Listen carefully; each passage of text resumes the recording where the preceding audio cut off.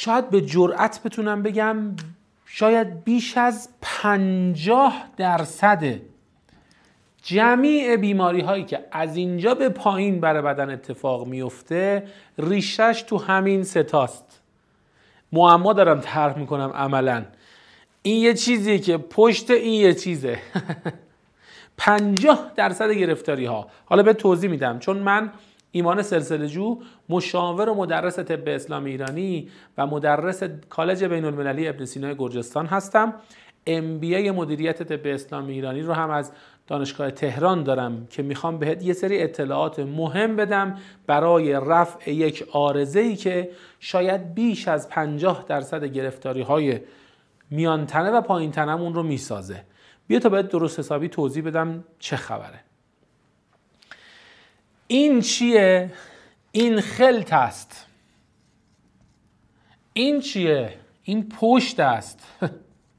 این چیه؟ حالا لب کشیدم چون حلقو نمیتونستم بکشم، ولی شما همینجوری بالاخره حلق حسابش کنید. خلط پشت حلق، همون چیزی که شاید یک امتی، یک جمعیت زیادی از مردم ما صبح که بلند میشن استارت میزنن روشن نمیشه، یا وقتی داره حرف میزنه یا وقتی توی جمعه هی خلطش رو میخواد با گلوشو صاف کنه، ولی با مصیبت آیا بشود آیا نشود. آقا اول بیا بهت بگم ریشش کجاست. ببین ما تو معدمون وقتی که غذا خوردیم، این معده داره پخت و پز میکنه مثل قابلمه. معده یه دهانه ای داره که از حلق میاد و میره از طریق مری وارد معده میشه. حالا وقتی که غذا وارد معده شد، تمام شد، باید این دریچه ورودی معده بسته شه. اگه بسته نباشه مثل این میمونه که شما قابلمه غذایی که توی قابلمه‌ای که داره غذا رو میپزه روی اجاق گاز، شما درشو باز بذاری، بخاراتش میزنه بالا دیگه، درسته؟ این هضم معده ما هم بخاراتی ازش متصاعد میشه که اگه این دهانه معده بسته نباشه، باز باشه، بخارات به سمت بالا حرکت میکنه، میاد بالا میاد بالا. این بخارات میاد بالا. بخارات چیه؟ ماهیتاً گرمه. بعد مثلا تو زمستون یا حتی غیر زمستون، هوای بیرون که خنکه، مثلا تو تابستون شما کولر گازی روشن کردی خونه خنک، کولر آبی روشن کردی خنک، سرمایی که از بیرون برخورد میکنه به سر و صورت و سینوس ها و کوسینوس ها و تانژانت کوتانژانت های بدن سرده، از داخل گرمه. این سرما و گرما با همدیگه که برخورد میکنن، یه جاهایی رسوب اتفاق میفته، یه جاهایش هم اصلا همین حرارت و همین بخاره که میاد بالا شبیه سونا بخار رفتی دیدی که یه قطره قطره آبای داغ میچه که میاد پایین یهو میسوزونتت. این همون بخاریه که تو سونا بخار دیگه میره بالا، برخورد میکنه با سنگ حالا سرد. عرض کنم خدمت شما که این سونا بخار قطره قطره برمیگرده پایین. همینی که قطره قطره برمیگرده پایین و اصطلاحاً تو منابع طبی بهش میگن نزله، نزله، نازل شدن، پایین اومدن، اومده بالا حالا داره برمیگرده پایین.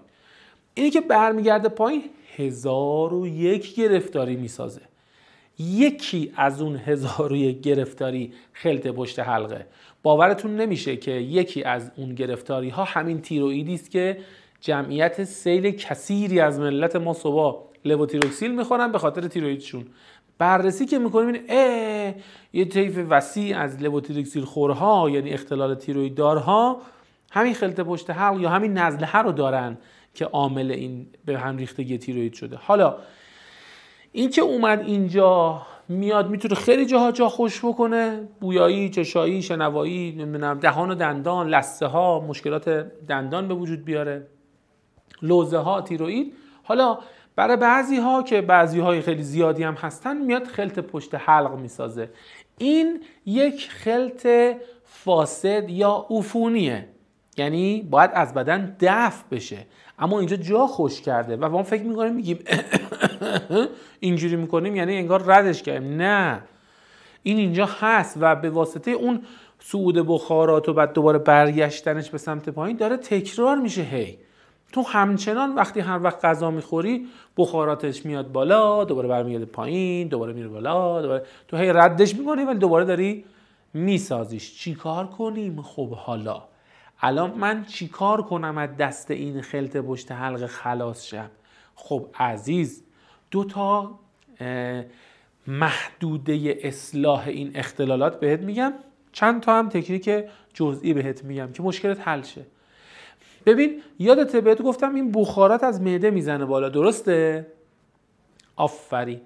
این بخارات رو اگه ما جلوشو بگیریم یعنی رفتی از سرچشمه کارو بستی، از ریشه گرفتاری رو قطع کردی.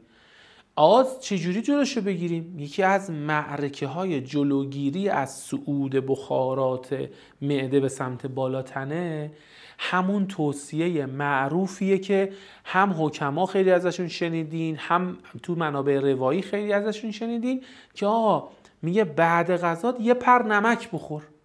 بعضیا حتی گفتن که مثلا برای بعضی از معده ها به جای نمک میگن یه کمی سرکه بخور بعد غذا، چون هم سرکه اصطلاحاً قابضه یعنی جمع میکنه، هم نمک قابضه جمع میکنه. وقتی جمعش کرد چه اتفاقی میفته؟ فم معده یا دهانه معده بسته میشه. باز یکی دیگه از خوبایی که کمک میکنه به بسته شدن فم معده به منتها به خالی نه، رب به یکی از اون معرکه هایی که خیلی سریع شما اثرش رو میبینید که دهانه معده رو میبنده، من نمیذاره دیگه این بجوشه. بعد طی چند روزی که شما این خلط رو تخلیه میکنی تماما در تمام. حالا میخوای موضعی اینجا کار کنی، البته که حتما تو باید قبل از اینکه موضعی رو بگم اینم بگم حتما تو باید غذاتو خوب بجویی، چون یکی از دلایلی که فم معده سست میشه و اینجور بخاراتش میزنه بالا اینکه غذا رو نمیجویی دیگه. یا مثلا وسط غذا چرا نوشابه و آب و دوغ و دلستر میخوری؟ خب معلومه وقتی سر سفرت اینا هست، یا گذاشتی سالاد خیار گوجه یا ماست وسط غذا داری میخوری، خب پدر بیامرز ژل باقالی پلو برای چی با ژل میخوری؟ خب همه ایناست که خروجیش میشود ضعف و سستی عملکرد معده، رخوت میده به معده. یکی از بخشای معده فم معده رخوت پیدا میکنه، کاملا جمع نمیشه، بخاراتش میزنه بالا، تو رو گرفتار میکنه. پس این کارهایی که عرض کردم پرهیز کن. بعد حالا اون نمک یا حتی نمک و آویشن با هم دیگه 50-50 قاطی کن. پودر آویشن، نمک طبیعی یا نمک سنگ، نمک پودر شده یا نمک دریا چه، اینا رو با هم ترکیب کن. یه نوک قاشق بذار تو دهنت بعد از غذات، یا یه ته استکان سرکه، مثلا 1/4 استکان سرکه و مابقیشو آب دمای اتاق بریز و بعد غذا استفاده کن. یا رب به یه قاشق مربا خوری یا حتی بعضا غذا خوری رب به بعد غذا بخوری، خیلی کمکت میکنه. این کمک میشه که این فم معده بسته شه. حالا میخوای موضعی هم اگر کار کنی، قرقره کردن شربت سکنجبین شنیدی؟ سرکه انگبین یعنی سرکه و عسل، معمولا نعنا هم باهاش میزنن دیگه، یعنی معمولا سرکه انگبین شربتی است متشکل از سرکه و عسل و حالا عرق نعنا یا جوشونده نعنا بهش میزنن. این ترکیب بسیار عالی عمل میکنه قرقره کردنش برای عفونت هایی که تو ناحیه حلق و حنجره وجود داره، حتی آفت دهان و نمیدونم مشکلات دیگه دهان رو هم اصلاح میکنه و کمکت میکنه که اون خلط پشت حلقت هم اصلاح بشه. یا حتی میتونی از عرض کنم که سویق سنجد یعنی پودر سنجدی که تفتش دادی، به اصطلاح هم میشه سویق سنجد، این هم عالی عمل میکنه، هم این محدوده رو جمع میکنه، هم فم معده و دهانه معده رو میبنده. خیلی عالی میتونه به دادت برسه با همین تکنیک های ساده. و حتما هم سعی بکن که به حکمت به وجود اومدن این خلط پشت گلوه فکر بکنی. این خلط پشت گلوه افتاد تو وجودت به خاطر یک رفتار و یک عمل خطایی که تو سبک زندگیت داشتی، یعنی همون غذا نجویدنه، یعنی همون وقتی داری غذا میخوری با هم حرف میزنی، یعنی وقتی پای تلویزیون نشستی داری همینجوری تلویزیون میبینی غذا میخوری، اصلا تمام نظامات گوارشت به هم میریزی. پس اینا رو رعایت کن، حکمتش رو متوجه شو. حالا این عارضه رو با همین چند تا نکته که گفتم به راحتی حل کن. از این 50% به بالایی که گرفتارن از این خلط پشت حلق نباش و از زندگی لذت ببر. لطفاً حتما چنل من رو در یوتیوب سابسکرایب کن و این ویدیو رو هم لایک کن، دوستم داشتی میتونی کپیش کنی، نمیدونم دانلودش کنی، هر کاری دوست داری با این ویدیو بکن و خلاصه برسون به دست کسایی که فکر میکنی که نیاز اینا رو بدونن. متشکرم از شما. فعلا یا علی مدد.